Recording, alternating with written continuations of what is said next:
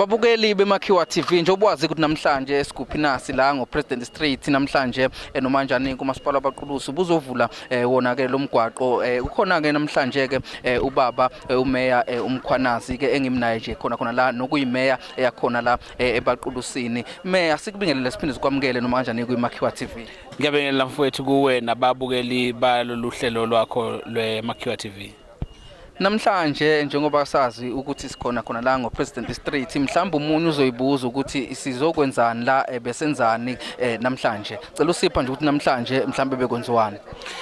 Umkhandlu wabaqulusi wathatha isinqumo sokuba wakhe lo mgwaqo oPresident Street oyibanga elingango 800 meters ngenhloso ukuthi uqale uattende indaba ye-aging infrastructure ngoba siyazi la idolobha labaqulusi sekuyidolobha elidala iFryhead ngakho imigwaqo eminingi yakhona isimdala ngakho ke siqala ukuba nama potholes angasakwazi ukulungiseka ngakho ke umkhandlu waqoka ukuthatha imali yangaphakathi ukuze ulungise inqalasizinda kwase kuba ukuthi kufanele kuqalwe la ngakho ke namhlanje besonikezela emphakathini lomgwaqo kodwa ke futhi khona namhlanje siqale kwa ward 19 okuseMondo la khona besonikezela umgwaqo ubheka umthetho okumgwaqo wokuqala ebaqulusini kuba kwakhiwe umgwaqo oyitiyela endaweni yasemakhaya sakhe sinikezele khona umgwaqo phase 1 2 3 and 4 nokuthi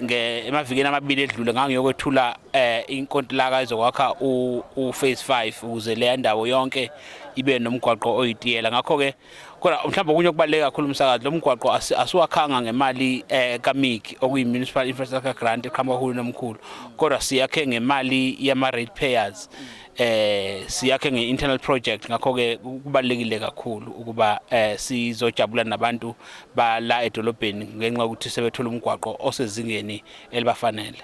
Sibonga kahle kakhulu ngicabanga ukuthi usugoqe konke bengithi nami ngizokubuza kodwa ke engifisa ukukubuza nje mhlambe ke kule mgwaqo esenohende ovile owaseMondlo le ebheka umthetho ekanjalo nalo esikuwo njengamanje uPresident mhlambe ukuvikela nje njengoba sazi ukuthi umgwaqo usuba nama pothole kube namanzi adala ama pothole nje kulezi imvula zanamhlanje ikuphi mhlambe uhlelo enalo for ukuthi niuvikele nje kuba usukhona usumuhle kangaka nje nababukeli bewubuka emakhaya.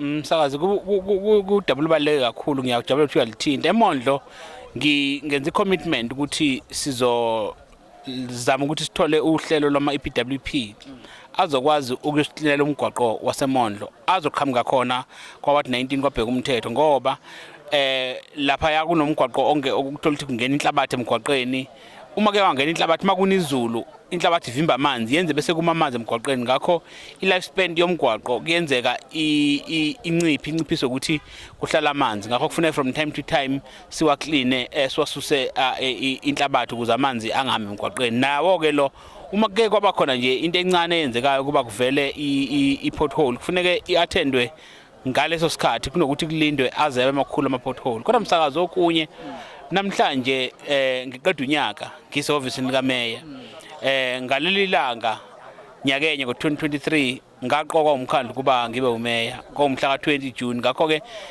ayikho into engithoba njengokubona ukuthi zikhona izinto esezenzekile ngesikhathi ngiumeya ngonyaka wokuqala kodwa I'm looking forward ukuthi ngihola umkhandlu ukwazi ukwenza izinto eziningi ngoba kusekuningi kakhulu okungama shortfall mawuhamba la edolobheni nje phakathi kuyamangalisa i-level yama potholes and akufanele abantu ngalesikhathi umkhandlu suphethe abantu abamnyama kubonakala imigwaqo iba nama pothole umuntu othenga imoto entsha ufisa ngathi angayo driver elsewhere not in Fryhead kanjalo naselokishini ngiyazi ukuthi babhekene nenkinga efanayo kepha ke iyabaqeda amanzi ngolimi isizulu asitolikwa ngakho siqala kancane nje silwela ukuthi okungenani njalo emva kweminyaka emibili akube khona umgwaqo esiwenzile kodwa ke sesiyethemba ukuthi njoba kungena uhulumeni omusha wokubambisana mhlambe uhulumeni omkhulu noma lesifundazwe uzokwazi ukuthi enyuse ama grant sithola ama grant exaxa ukuze sikwazi nathi ukwenyusa i-service delivery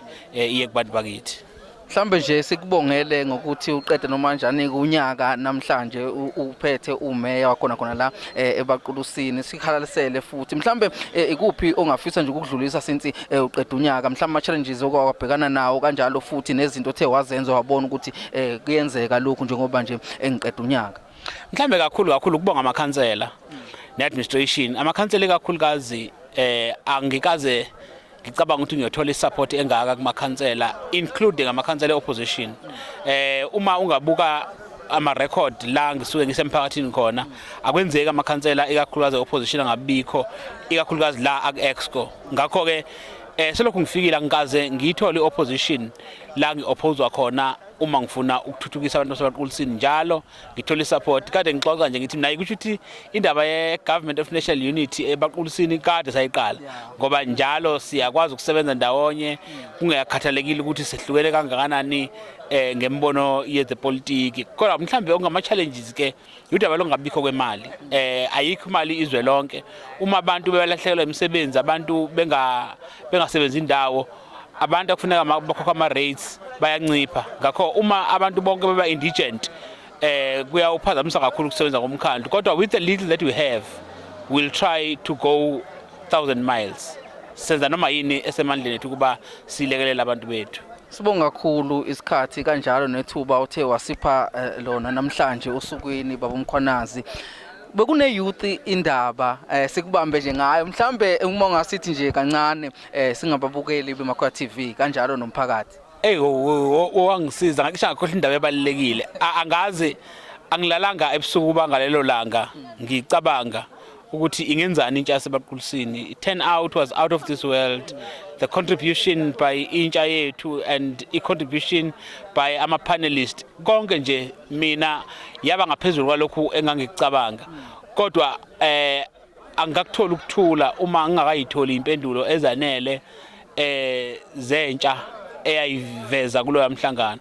Kodwa ke njengoba ngangishilo ngolesine ngeviki elizayo, I intend meeting with ama-stakeholders nalabo bantu ababe ngama-panelist ukuze sibone ukuthi how can we chant the way forward, ngoba ibalekile into ethi lezi yazinto akungabe ukuthi intsha eyikhulumile zawela eindlebeni eziyugqinsi. Kukhona ufuna sikwenze, singangazenza zonke at once, kodwa we have to be seen like doing something ngama issues that were raised by youth lapha ya. Siyabonga kakhulu. Cha, izinqa kubonakala sengathi impela awunazo, awuhlezi impela, lokhu nje uhambile njalo uhambela nje kumphakathi. Sithemba ukuthi umsebenzi yakho noma kanjani abantu bazoyibona futhi bayithokozela. Sibonga isikhathi kanjalo nethuba amazwi mhlawumbe ongasipha wona okuphethe. Ngavuma ukusebenzela lo baseBaqulisini ngenxa ukuthi nginothando lwabo futhi ngibafisela konke okuhle. Ngakho-ke sonke isikhathi nala ngingakafiki khona kufuneka bazi ukuthi ngiyeza, nala ngingakakhoni ukubanceda khona kufuneka bazi ukuthi usizo liyeza. Kubalekile ukubekezelelana, nami ngiyawabekezelela nabo bangibekezelele. Kodwa-ke ngiyacela njalo nje i-communication phakathi komphakathi nathi njengabaholi bomkhandlu, ikakhulukazi amakhansela, singayeki ukuxhumana nabantu, sisebenzisa ama-ward committees nazo zonke inhlaka uhulumeni ayibekile kuba sixhumane nomphakathi, ngoba asibenzeli ifavor abantu uma siya kubo. Umsebenzi wethu kuba siye kubantu.